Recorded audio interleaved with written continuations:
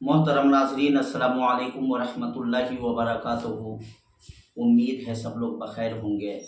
आज मैं आप लोगों के लिए एक अहम पैगाम लेकर के आया हूँ।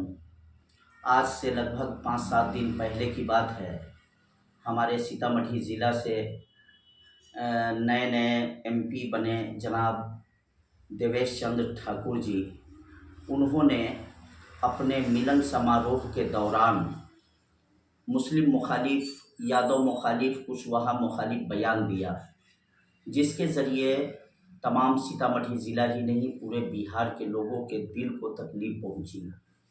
इस तरह का बयान नहायत ही मज़म्मत के लायक है और इस तरह का बयान देने से उनकी जो इज़्ज़त थी, उनकी जो कद्र थी, वो सीतामढ़ी ज़िला के लोगों के बीच में घट गई है। जहाँ तक देवेश बाबू का सवाल है, उन्होंने पहला बयान तो बाजपट्टी में दिया, सीतामढ़ी ज़िला के प्रखंड बाजपट्टी में। चलिए, लोगों ने उस बात पर ध्यान नहीं दिया कि जज्बात में आकर बोल गए होंगे, लेकिन मुतवातिर ख़ास करके कल और परसों से देखा जा रहा है कि नेशनल मीडिया के ज़रिए लगातार वो बयानबाजी कर रहे हैं। नेशनल मीडिया पर बयान आकर देने के बाद ये पता लग रहा है, इस बात का एहसास हो रहा है कि उनको नेशनल मीडिया पर आने का शौक़ बहुत ज़्यादा था। वो हिंदुस्तान के पूरे माहौल पर छा जाना चाहते थे और वो ये चाहते हैं कि हिंदुस्तान की गंगो जमनी तहजीब को पामाल कर दिया जाए। मैं देवेश चंद्र ठाकुर से एक सवाल करना चाहता हूं कि सर, आप लगातार 4 मरतबा एमएलसी बने, क्या उसमें मुसलमानों का वोट शामिल नहीं था? एक एक मुसलमान आपको वोट देने का काम करता था। यादव समाज के लोगों ने भी आपको वोट दिया और उसके बावजूद भी आप सारे एहसान को भूल गए कि हम मुसलमानों के लिए और यादव के लिए 25-30 साल से काम करते हुए आ रहे हैं, अब इनका काम नहीं करेंगे। देवेश चंद्र ठाकुर जी, आपसे मैं बागे दोहल ऐलान करके पूछना चाहता हूं कि आप एक भी काम बता दें जो मुसलमान समाज के लिए आप एमएलसी बनने के बाद किया है। आपने कितना अल्पसंख्यक स्कूल बनवा दिया, अल्पसंख्यक समाज के बच्चों के पढ़ने के लिए आपने कितना काम कर दिया, आप एक भी मिसाल नहीं दे सकते हैं।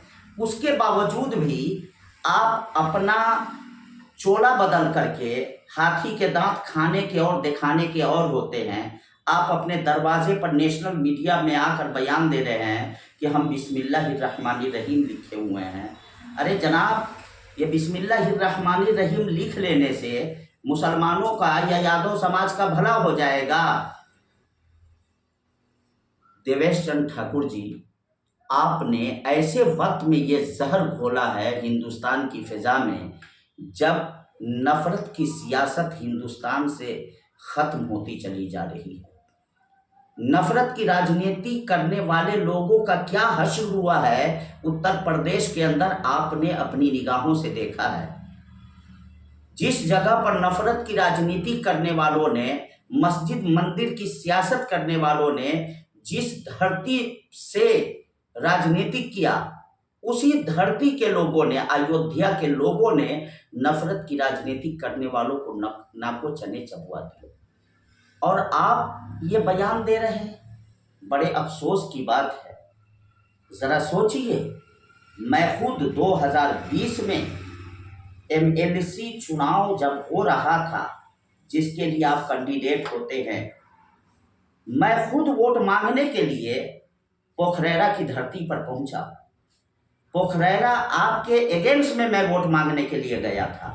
देवेश बाबू के जो मध्य मुकाबिल कैंडिडेट थे, उनके लिए मैं वोट मांगने गया था। लेकिन मैं कसम खा करके कहता हूं कि हमारे बोखरा ब्लॉक के मुसलमान जो दानिश्वरान थे, उन लोगों ने हाथ जोड़ लिया हमारे सामने कि रिजवी साहब, आप वोट देवेश बाबू के खिलाफ आप वोट मांगने आए हैं।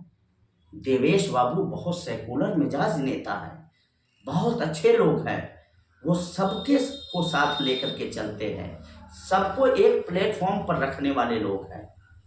मेरे भाइयों, और मैं पूछना चाहता हूँ देवेश चंद्र ठाकुर जी आपसे, ये आप सारे एहसान को भुला गए और आप नेशनल मीडिया पर आकर के बोल रहे हैं कि वोटर लिस्ट में नाम जुड़वाने का काम हमने किया, एमएलसी के ये लोग वोटर भी नहीं थे। अरे आपने अपने मकसद के तहत, अपने सियासी मफाद के खातिर आपने मुसलमानों को वोटर बनाया। तो मुसलमान कौम कभी किसी के साथ गद्दारी नहीं करती, एक एक वोट अपना दे दे करके आपको एमएलसी बनाया।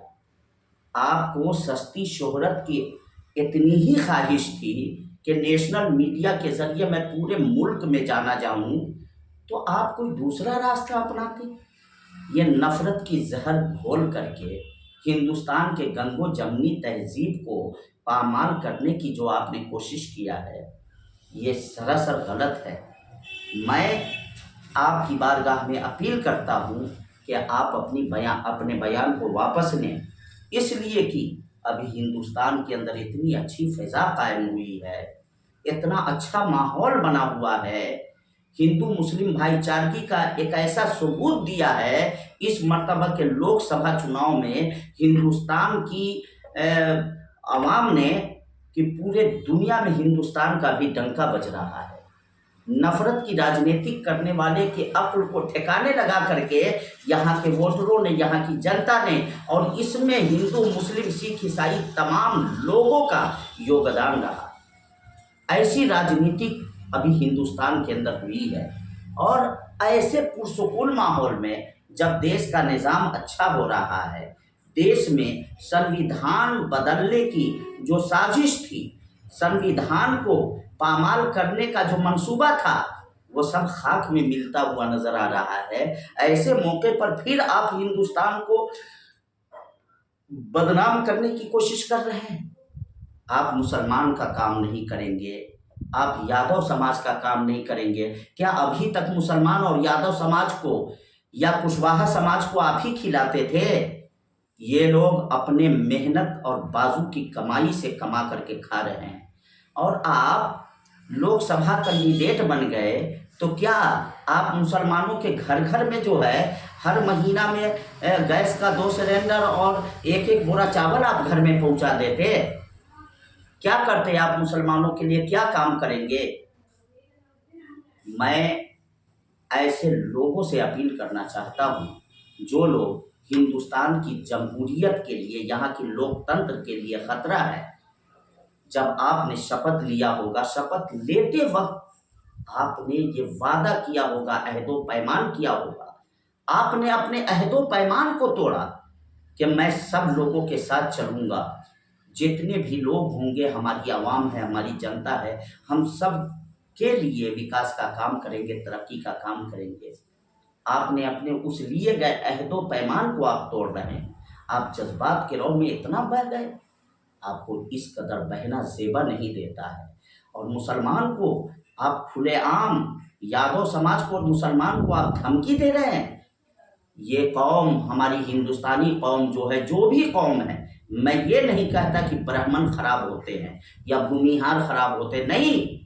जिसको जहां मन में आया वहां वोट डाला, और यही तो लोकतंत्र की खूबसूरती है, यही तो जमहूरियत की खूबसूरती है। और ये पर्व जो है, ये त्योहार जो है, ये जमहूरियत का त्योहार है, ये जो जमहूरियत का पर्व है, लोकतंत्र का पर्व है।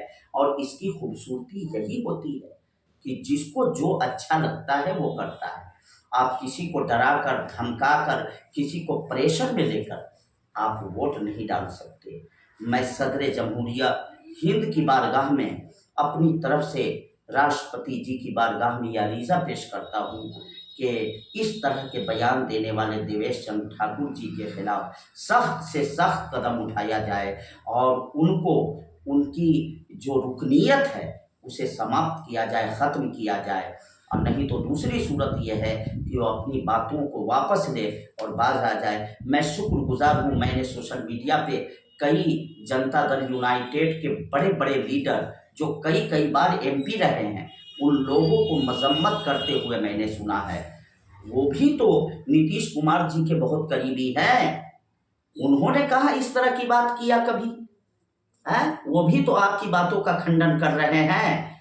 तो लिहाजा आपको चाहिए कि इस तरह की बयानबाजी ना दें, और अगर आप अपनी बात वापस ले लेते हैं तो ठीक है, नहीं तो हिंदुस्तान के लोकतंत्र के लिए आपका बयान खतरनाक है। मैं सदर जमहूरिया हिंद की बारगाह में फिर दोबारा अपील करना चाहता हूं कि इनकी सदस्यता को रद्द किया जाए, इनकी रुकनीत को ख़त्म कर दिया जाए। अगर आप मेरे चैनल पर पहली मर्तबा आए हैं तो हमारी इस यूट्यूब चैनल आफिया नेटवर्क को सब्सक्राइब कर लें। अस्सलामु अलैकुम वरहमतुल्लाहि वबरकातुहू।